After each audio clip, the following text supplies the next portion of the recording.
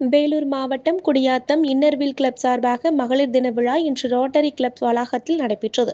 நிகழ்ச்சிக்கு இன்னர்வில் சங்க தலைவி டாக்டர் செல்வராணி தலைமை தாங்கினார். இந்நிகழ்ச்சியில் கடந்த 25 ஆண்டு காலமாக சிறப்பாக வழிநடத்தி சென்ற நிர்வாகிகள் புவனேஸ்வரி அசோகன், கஸ்தூரி சுகுமார், தமிழ்ச்செல்வி கணேசன் ஆகியோருக்கு சென்னை தலைமை கிளப்பில் விருது பெற்றவர்களுக்கு பாராட்டு விழா நடைபெற்றது. நிகழ்ச்சியில் முன்னாள் நகரமன்ற தலைவர்கள் திலகவதி ராஜேந்திரன், அமுதா சிவபிரகாசம், ஆயிஷா பேகம், விஜயலட்சுமி ராமமூர்த்தி உள்ளிட்டோர் பலர் கலந்து கொண்டனர். தந்தி செய்திகளுக்காக குடியாத்தம் செய்தியாளர் KVR. அவங்க சொல்லுவாங்க, எப்பவும் என்ன சொல்லுவாங்கன்னா, ஒரு ப்ராஜெக்ட் அப்படின்னு சொன்னா